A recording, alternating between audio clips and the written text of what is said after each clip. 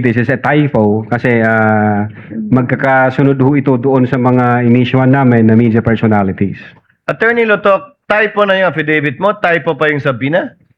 Hindi po. What are you looking at? The subpoena or the affidavit? Dalawa yan eh. What are you looking at, Attorney Lotok? Subpoena, Your Honor. So the subpoena is dated November 6. Okay. This- And the affidavit also is November 6. Dalawang typo carried over. Asan yung affidavit? Hindi ko pa nakita, ma'am, yung affidavit na November. Your Ikaw affidavit ang says pumirma November eh. 6. Pwede patingin ako ng affidavit. Yung affidavit of investigation mo na binigay, pati I-check yung ko po, amended, carried over din. Yung first draft na rineject ng DOJ, yung ikalawa, parehong November 6. Saan? Ito na nga. Pirmado ninyo eh. Signed by our Assistant Director for Investigation Service. As I said, unfortunately, it was not attached to your affidavit, and I doubt if it's one of those marked or pre-marked Wala. by the counsel for prosecutors. As he said and admitted earlier, he did not or they did not mark all of the annexes in your affidavit. Yes, Your Honor. If I may, check ko lang po, Your Honor, para sigurado ho. Wala sa'yo ngayon. Inaanap ko po rito. Wala nga pong annex yan eh. Wala sa annex at wala rin sa affidavit. Kasi yung mga media na tinutukoy sa ibang pahina, eh yung mga nag-interview nung Zoom conference. Dito ho yung certified true copy daw, Your Honor. If I may, Your Honor, please, can I assist on this regard, if the court will allow? Only if you can produce a copy of the November 6 subpoena, counsel. Exactly, Your Honor. The documents are present. They are in the possession at present of the witness, Your Honor, please. They may not have been physically attached to the affidavit investigation, but they do exist in the records of the case as separate pre-marked documents, Your Honor, please. So Okay. it's here? Presiding officer, then is counsel saying that therefore the affidavit is defective or wrongful, and With that all November 6 is not the right date? What then is the right date to With the all due subpoena respect, to Your Honor, ABS? please, with all due respect, we object to the use of the term defective. Counsel, we shall await. Let the Yes. document speak for itself. Yes, Your Honor, please. If it's there. The witness is Yes, now it in the was the process. witness who said that it was a mistake, not me. No, it doesn't make the entire affidavit of investigation defective. No, I merely said the date was wrong. All right. Because that's what he said. Yes, Your Honor. Like to affirm lang yung sinabi mo kanina na nung nangyari nga itong hating gabi na interview ni Vice President sa Zoom, agad-agad inorderan kayo, in-instruction na ng NBI na mag-imbestiga. Tama po yun? Hindi po, Your Honor. Sabado po yon, lunchtime, mayroon kaming meeting ako with the then Director Santiago. I think between 12 noon and 1 p.m. And then mayroong instruction na nanggaling kay Delta Santiago na, Jeremy, may kumakalat sa social media, may mga utterances na ginawa ang Vice Presidente. Imbestigahan natin. Since may cyber aspect ito, imbestigahan nyo na.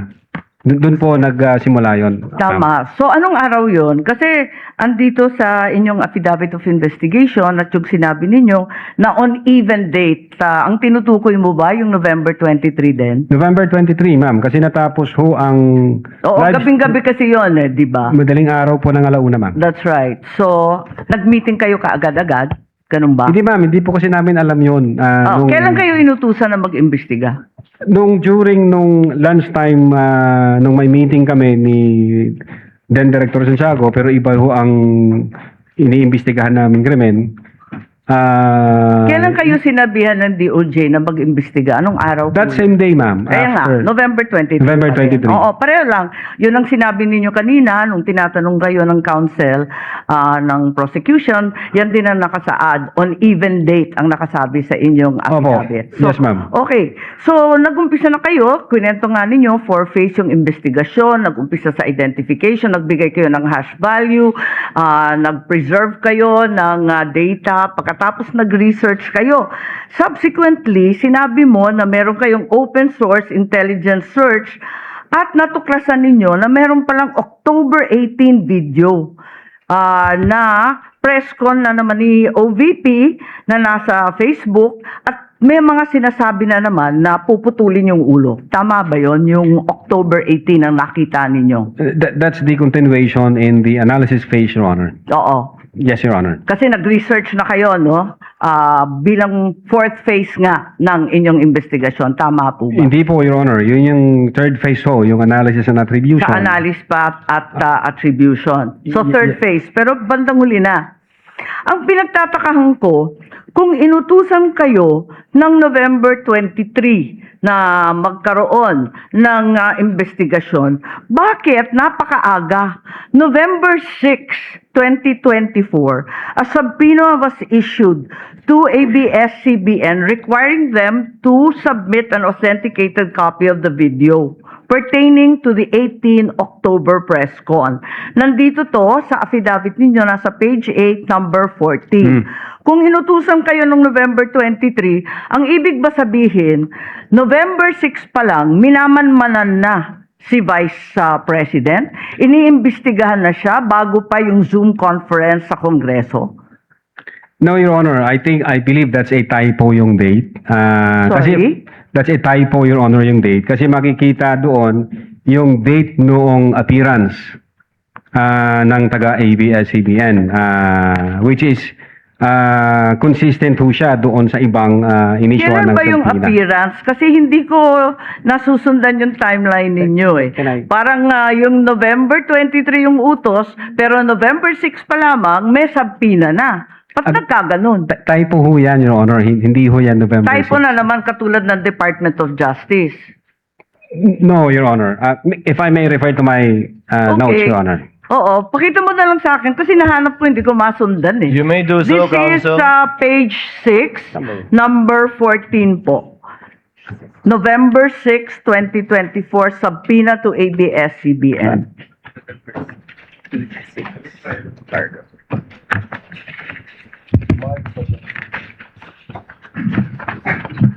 Yung subpoena mismo. The subpoena itself. The subpoena itself.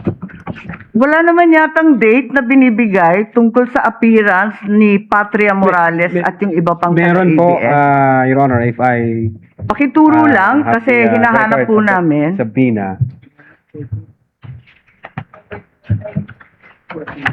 Yung subpoena mismo.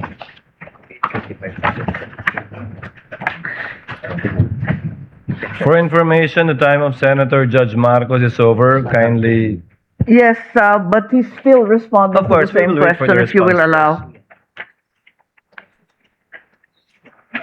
Siya po yung matagal, hindi tayo. we're only counting the questions that you asked, not the answer. Neither are we counting the waiting time for the witness to answer. I-check ko lang po, Your Honor, para na...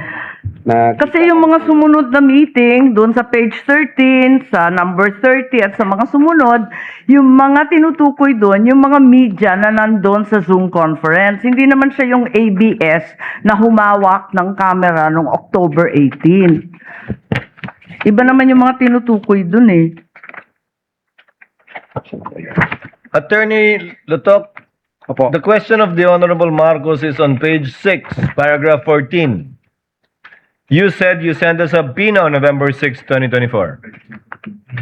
Unfortunately, because the annexes are not part of the document marked, it's not here. So the question is quite clear. If it's a mistake, then what is the correct date of the subpoena? If I can see the real subpoena, Your Honor... Kindly talk to the mic, please. Yeah. If I can see the real subpoena, Your Honor, because the subpoena was signed by our Assistant Director for Investigation Service. As I said, unfortunately, it was not attached to your affidavit, and I doubt if it's one of those marked or pre-marked Wala. by the counsel for prosecutors. As he said and admitted earlier, he did not or they did not mark all of the annexes in your affidavit. Yes, Your Honor. If I may, check ko lang po, Your Honor, para sigurado ho. Wala sa'yo ngayon. Inaanap ko po rito.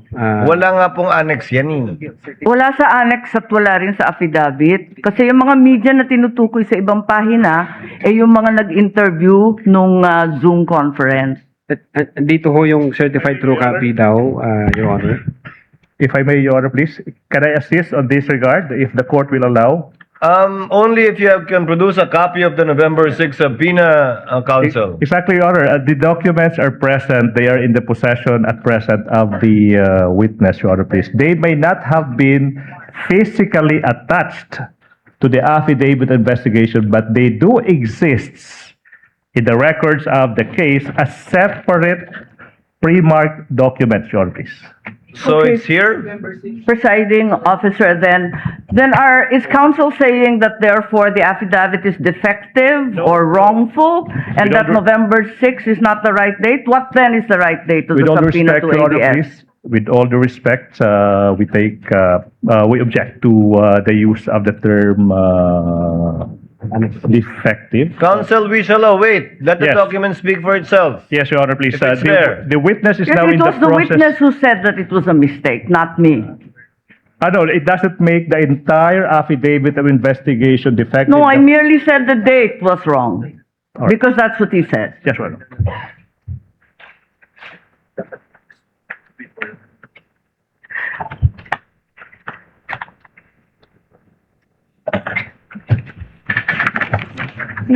Subpoena and which affidavit?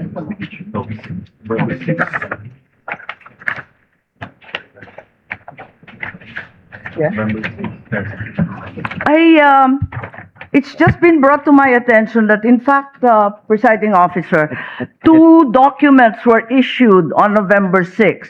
Not only the subpoena to ABS-CBN, but further the affidavit of investigation regarding the October 18 press con. Can we please be clarified as to these two documents which don't seem to appear in the affidavit nor in the annexes provided? Let's first wait for the witness to answer the first question, Senator Judge Marcos. Okay. Yes, If I- Attorney Lotok. If I may, Your Honor. Ito ho, ang subpoena, Duces Tecom, yung date ho ng appearance niya is December 11. Appearance po. Ang tinatanong yung Appearance. date ng subpoena. Date Attorney ng Lotok. subpoena, Your Honor, is 6th day of November 2024, which I believe this is a typo kasi magkakasunod ho ito doon sa mga inisyuhan namin na media personalities. Attorney Lotok, typo na yung affidavit mo? Typo pa yung subpoena? Hindi po. What are you typo looking yun. at? The subpoena or the affidavit? Dalawa yan eh. What are you looking at, Attorney Lotok? The subpoena, Your Honor. So the subpoena is dated November 6. Okay. This- And the affidavit also is November 6. Dalawang typo carried over. Asan yung affidavit? Hindi ko pa nakita, ma'am, yung affidavit na November. Your Ikaw affidavit ang says pumirma November eh. 6. Pero patingin ako ng affidavit. Yung affidavit of investigation mo na binigay, pati I-check yung ko po, ma'am. amended, carried over din. Yung first draft na rineject ng DOJ, yung ikalawa, parehong November 6. Saan? Tulo nga. Pirmado ninyo eh. Page 6, Counsel, paragraph 14 of his affidavit of investigation. Yes, Your Honor. It's November 6, 2024 ang nakasulat dyan. So typo din yan? Is it your testimony na typo din yan?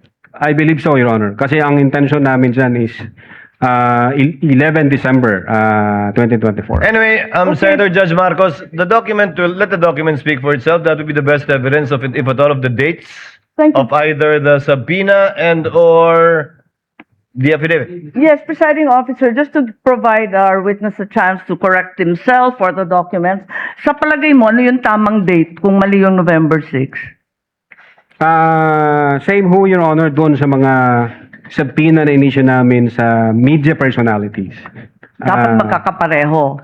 Yes, magkakasunod po yun. Okay, sige. Maraming salamat. Thank you very much, presiding officer. Damong salamat. Salamat po, ma'am. Thank you, Senator Judge Marcos.